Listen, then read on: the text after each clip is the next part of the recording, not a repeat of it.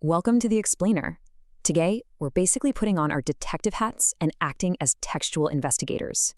We're going to look at the raw data, the hard historical records, and the actual literary fingerprints left behind in two of the most influential texts in human history, the New Testament and the Quran. We're strictly looking at what the source material reveals. Okay, let's dive into this impartial investigation. Here's a quick roadmap of where we're headed. We'll start with claims of conscious edits, then compare manuscript evidence, look at the history of the crucifixion, trace some apocryphal fables, and finally assess textual reliability. Section 1. Claims of conscious edits, a textual investigation. So if you follow modern apologetics, you've probably heard this claim before. The idea is that the New Testament has suffered from conscious edits, human tampering and corruption over the centuries.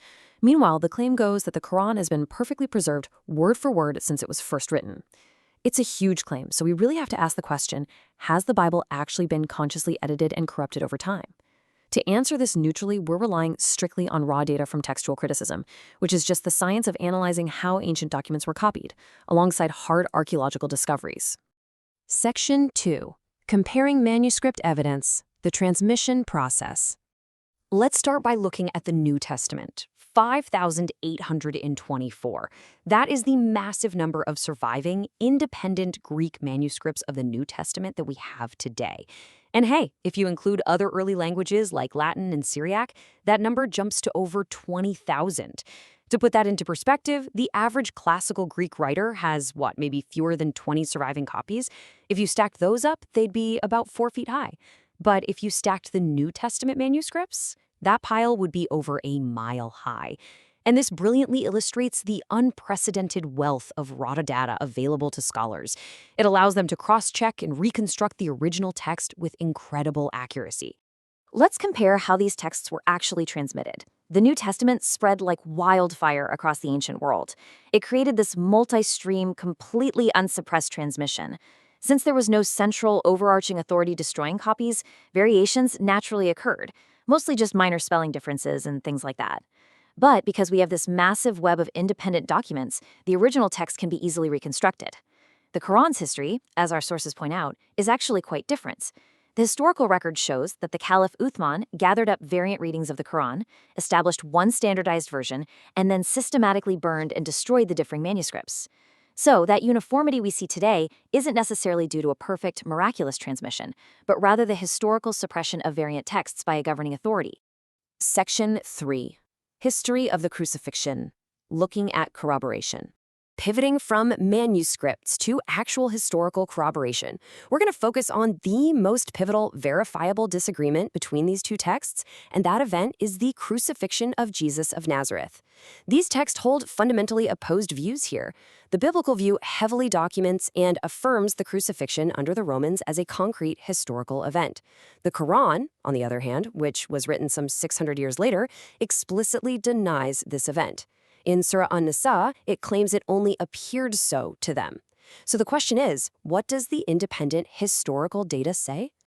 Well, if we look outside religious texts entirely, our sources point straight to independent, non-Christian historians writing within 150 years of Jesus' life. You've got Tacitus, a Roman historian, who confirmed Jesus was executed by Pontius Pilate. Josephus, a prominent Jewish historian, documented the crucifixion too. And Phlegon, an ancient chronicler, noted it as well.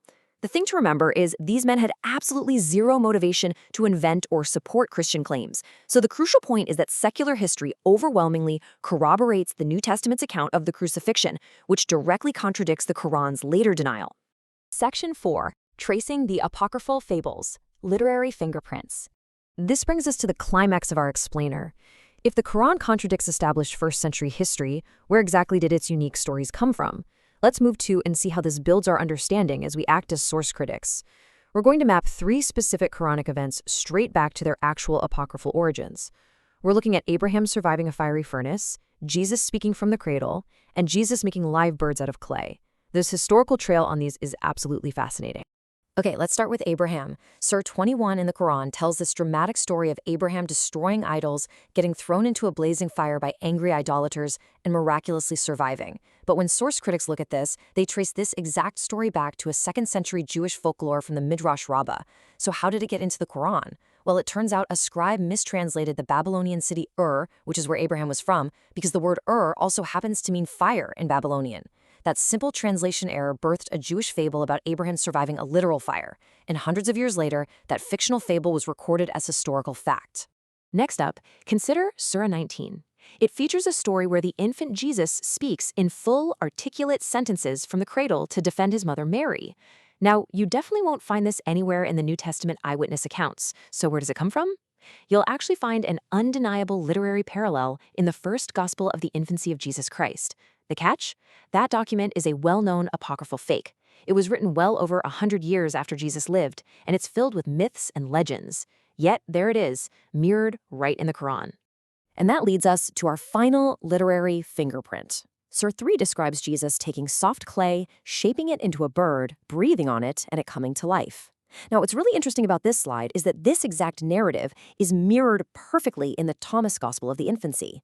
Once again, we're looking at a 2nd century apocryphal document that historians widely recognize as a fabricated legend, but its contents were somehow absorbed into the 7th century text as genuine history. Section 5. Assessing textual reliability. The final verdict.